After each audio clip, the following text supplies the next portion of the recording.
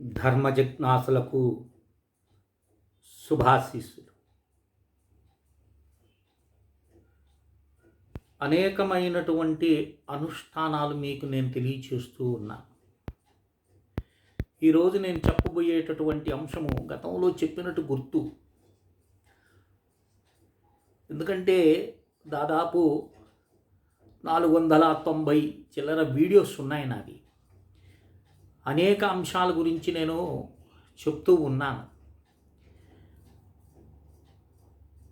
చెప్పినాలే లేదో గుర్తులేదు, కానీ కొన్ని విషయాలు ఒకవేళ మరిచినట్లయితే వాటిని నేను మళ్ళీ తిరిగి చెప్తూ ఉంటాను.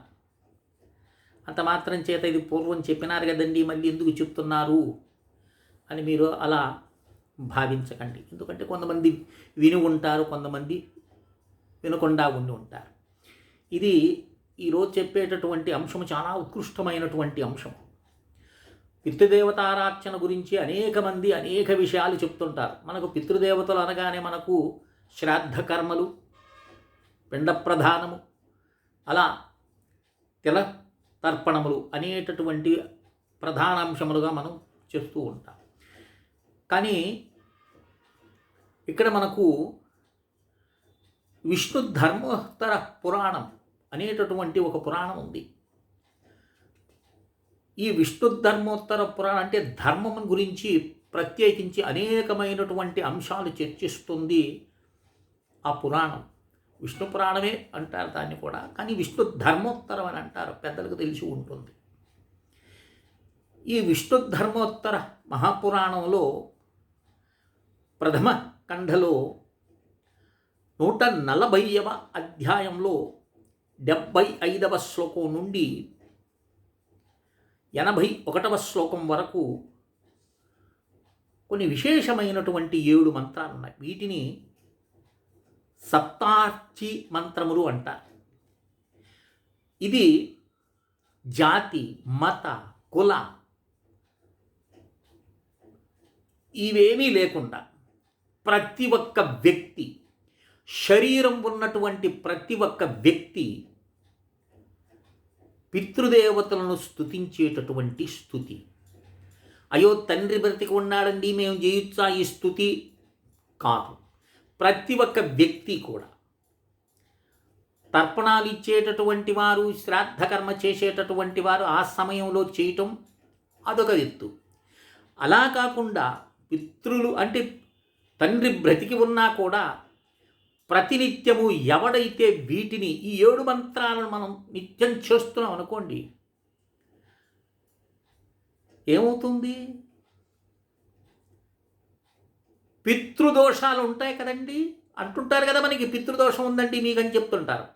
అలాంటి పితృదోషాలు పూర్తిగా నశించిపోతాయి.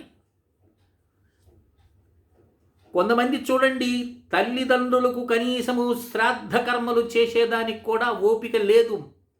వారు ఎప్పుడు మామూలుగా శరీరాన్ని వదిలేసి ఉంటారో కూడా తెలియనటువంటి వారు కూడా చాలామంది ఉంటారు.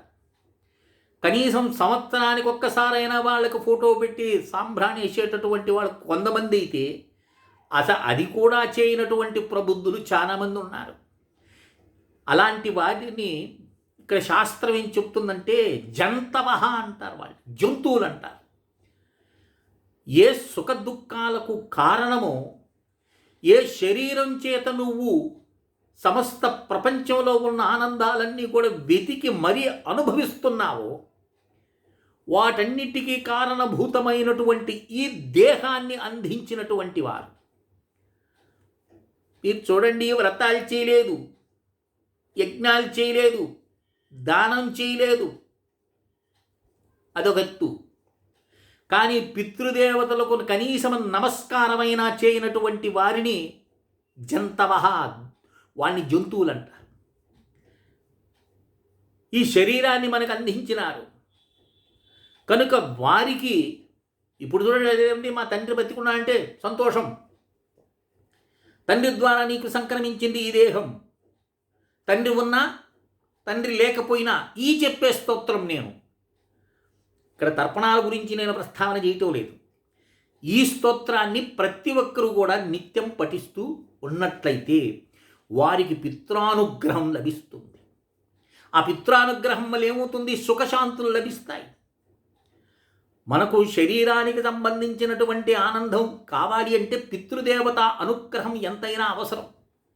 చూడండి, వివాహ ప్రక్రియలో ఏం చేస్తారు? నాందీదేవ పూజ అని చేస్తారు మొట్టమొదటిగా. ఇప్పుడు అవన్నీ చేయటం లేదనుకోండి, గాలి కుదిలేసినారు. నాందీదేవతలు అంటే ఎవరు? పితృదేవతలు. అంటే దాంపత్య జీవితానికి ఒకటవుతున్నటువంటి నవ దంపతులను ఆశీర్వదించండి, వీరి యొక్క సంసారము సుఖశాంతులతో వర్ధిల్లాలి అనేటటువంటి ఉద్దేశ్యంతో నాందీ దేవతారాధన చేస్తారు. కనుక అలాంటి దివ్యమైనటువంటి ఈ స్తోత్రం ఏం చెప్తున్నాడు? సప్తార్షిషం జపేద్యస్తు నిత్యమేవ సమాహితః సప్తద్వీపం సముద్రాయాం పృథివ్యామేకరార్భవే.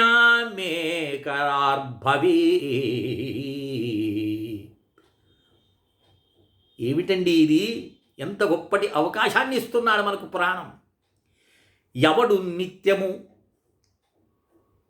శ్రద్ధాభక్తులతో జపిస్తాడో దీన్ని, పఠిస్తాడో దీన్ని, వారి ఫలితాన్ని ఇక్కడ చెప్తున్నాడు.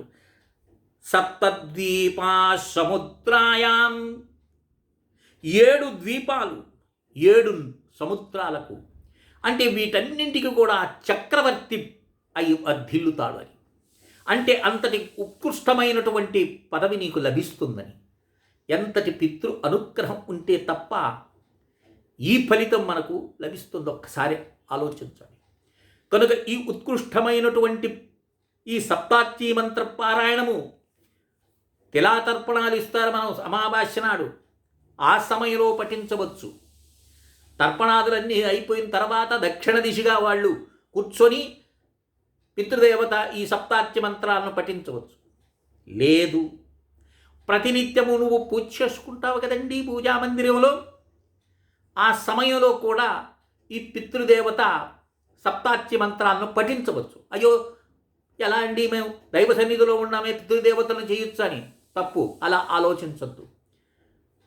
వారి అనుగ్రహం ఉంటేనే నువ్వు దన్నమన్నా పెడుతున్నావు ఈ దేహంతో.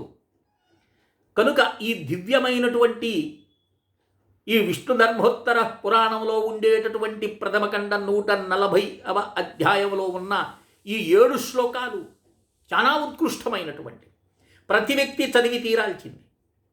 ఆధ్యాత్మిక జీవితం గడిపే వాళ్ళు ఉంటారు చూడండి, మేము ఆధ్యాత్మికంగా ఉంటున్నామని.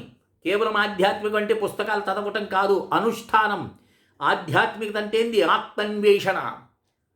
నేను ఎవరు, ఈ ప్రకృతి ఏమిటి, దీనికి నాకు ఉన్నటువంటి సంబంధం ఏమిటి అనేటటువంటి అన్వేషణ సాగుతూ ఉంది. కామక్రోధ మదమాత్సర్యాలను, ఈర్ష్యాద్వేష అసూయాలను, దర్ప అహంకారాది ఈ షడ్గుణములన్నింటినీ కూడా నిగ్రహించుకొని నిరంతరము ఆత్మయందు దృష్టి ఉంచి, లేదా పరమాత్మయందు దృష్టి ఉంచి, సర్వము శ్రీ పరబ్రహ్మార్పణమస్తు ఓం తత్సత్ అనేటటువంటి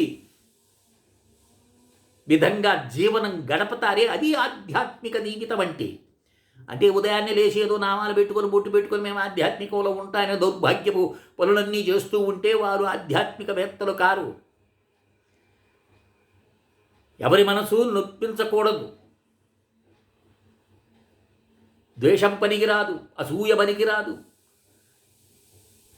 చరాచర ప్రపంచంలో ఉన్న జీవరాశులన్నింటినూ కూడా పరమాత్మను దర్శించే ప్రయత్నం చేయాలి. ఇవన్నీ ఉంటాయి ఆధ్యాత్మిక జీవితంలో. కనుక వాటికి తోడుగా పితృదేవత అనుగ్రహం అనేది అత్యంత అవసరం అన్నమాట. కొంతమంది చూడండి, ఎక్కడో యాక్సిడెంట్లో చచ్చిపోతారు. వారికి తిలాకర్మలు చేస్తారో లేదో తెలియదు. కొంతమందికి తెలియక చేయలేనటువంటి వారు, తెలిసినా కూడా చేయలేనటువంటి వారు, భిన్న భిన్నమైనటువంటి ఆలోచనలతో మానవుడు ఉంటాడు.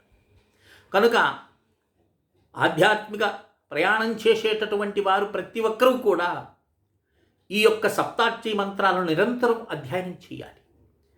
ఈశ్వరార్పణ బుద్ధితో చేసినట్లయితే పితృదేవతల అనుగ్రహం మీ మీద చేస్తుంది. కనుక పితృదోషాలు ఎగిరిపోతాయి.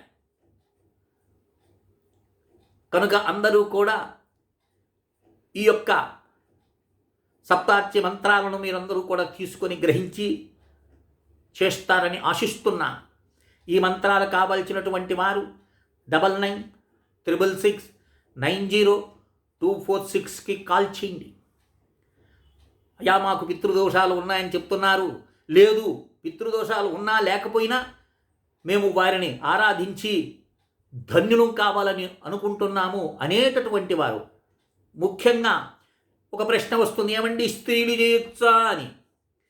ఈ సప్తార్చి మంత్రాలు స్త్రీ పురుషులు అందరూ కూడా తల్లిదండ్రులు ఉన్నా సరే వీటిని పారాయణం చేసే అర్హత అందరికీ ఉందని మనకు విష్ణు ధర్మోత్తర పురాణం చెప్తుంది.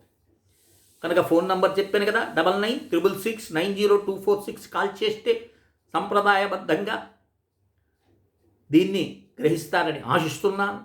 అందరూ కూడా ఈ మంత్రానుష్ఠానం చేసి మీ పితృదేవతల యొక్క అనుగ్రహం పొందుతారని ఆశిస్తూ శ్రీ విద్యోపాసకులు శ్రీ వండే లక్ష్మీ నరసింహారావు లోకా సమస్తా సుఖినో భవంతు.